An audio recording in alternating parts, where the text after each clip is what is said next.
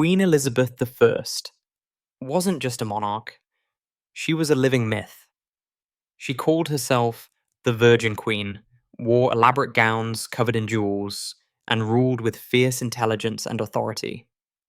History remembers her for her dazzling court, for defeating the Spanish Armada, and for cementing England's place as a Protestant power.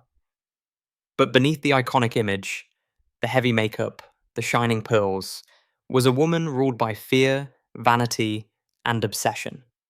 She was obsessed with her image. And when it came to personal hygiene, things took a strange turn. In her time, cleanliness wasn't about health, it was about appearances. Elizabeth turned grooming into a daily performance. She believed water could make her sick, and she feared aging so much that she treated her body like something sacred, untouched by time or by soap. In this video, we're diving into 5 of the strangest, most shocking things Queen Elizabeth I did to stay clean. And trust me, the last one is hard to believe. Before we begin, if you're fascinated by the hidden lives of history's most powerful women, hit like and subscribe. And let us know in the comments where you're watching from. It's amazing that we can uncover these forgotten stories together, across centuries and continents, drawn in by the same timeless question: what did it really cost to hold power? One of Elizabeth's deepest addictions was sugar. At the time, sugar wasn't something most people ever tasted. It was rare, expensive, and imported from faraway lands. But for the Queen, it was everywhere. She didn't just like sweets, she surrounded herself with them.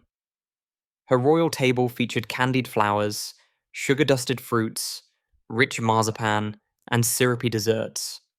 Sugar wasn't just a treat, it was a statement of power.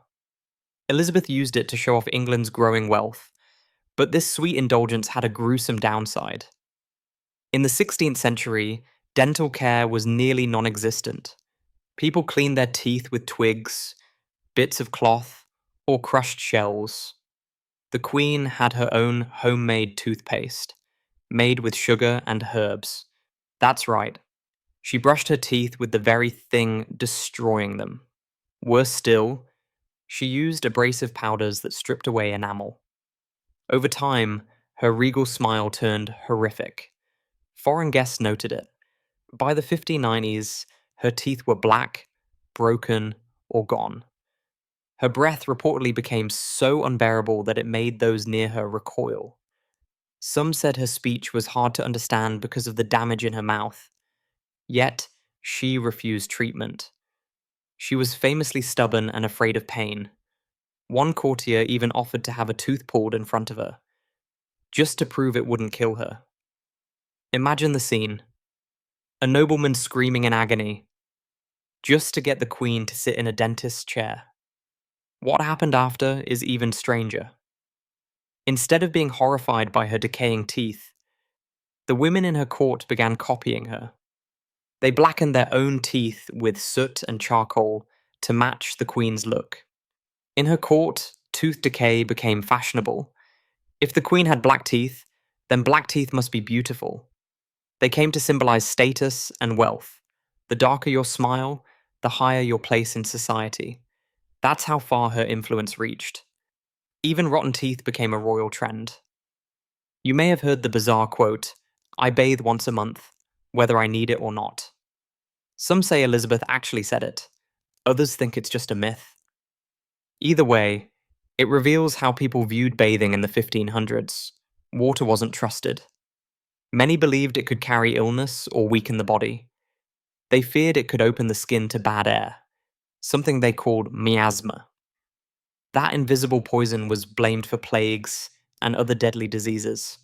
Bathing was risky, so Queen Elizabeth avoided it. Instead of washing with water and soap, she followed a different ritual. She changed her linen underclothes, called shifts, often several times a day. People thought the clean fabric absorbed dirt and sweat, drawing toxins out of the skin. No need for water, just layers of fresh cloth. When she did freshen up, she used rose water, vinegar, or herbal infusions, prepared by her apothecaries. Her maids gently dabbed these onto her skin in slow, careful motions. It wasn't about hygiene, it was about keeping up appearances. Her body was treated not as something natural, but as something sacred, a symbol, an image, a legend. Her image had to remain flawless, no matter the cost. So why not simply take a bath? Because in her world, it wasn't that easy. There was no plumbing in her palaces, no running water. A bath required hauling out a large wooden tub, heating dozens of buckets, and calling on several servants just to fill and maintain it. It was less like washing and more like staging a royal event. Bathing was considered a rare indulgence, not a routine habit. Still, people believed she was clean. She wore countless gowns made of velvet and silk. She was always scented with floral oils and spices. Her gloves were perfumed, her handkerchiefs fragrant, and her appearance carefully controlled from head to toe. But none of it meant she was actually clean. It was all an illusion. An image of purity, not true hygiene. There was no scrubbing, no rinsing, no soap. Elizabeth didn't avoid bathing out of laziness or neglect. She avoided it because water was a threat to the illusion. It could smear her makeup, weaken the layers of polish that separated the queen from the woman. Water might reveal what she worked so hard to hide, because in her mind, a queen wasn't supposed to look human at all. Elizabeth's face became one of the most recognized in history, pale as porcelain, smooth as marble, and eerily still. But this wasn't her skin, it was a mask. Every morning, her face was painted with precision, not for vanity, but for control. In her time, pale skin meant nobility, divine favor, and social superiority. The lighter your complexion, the higher your rank. Elizabeth took that to an extreme. She didn't just wear makeup. She weaponized it. Her favorite formula, Venetian ceruse, was a mix of white lead and vinegar. It concealed every flaw, every scar, every sign of life. But it was deadly. The toxic paste slowly seeped into her skin, causing burns, infections, and lasting damage. The more her skin decayed, the more makeup she applied, layer after layer, thicker with time, until her face became a solid, lifeless mask. But her transformation didn't stop there. For her lips, she used vivid red pigments made from mercury, another lethal substance. Over time, she grew weak. Her moods darkened. Her memory slipped. Her hands sometimes shook. Classic symptoms of mercury poisoning.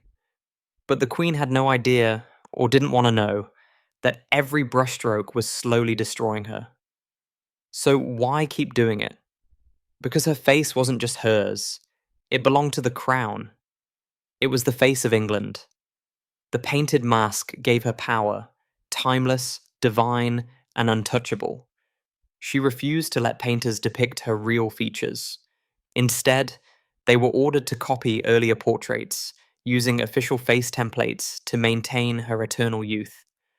No matter how old she became, her likeness remained frozen in time. She even avoided natural daylight. Candles and dim rooms helped conceal the truth.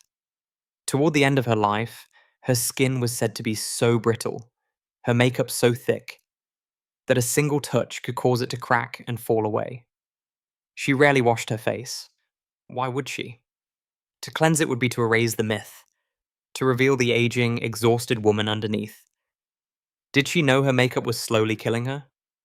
Historians still debate that, but what's certain is that she made a choice, the legend over the body.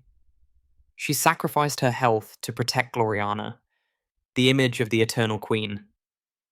To understand Elizabeth's idea of cleanliness, you have to understand what she feared most, losing control.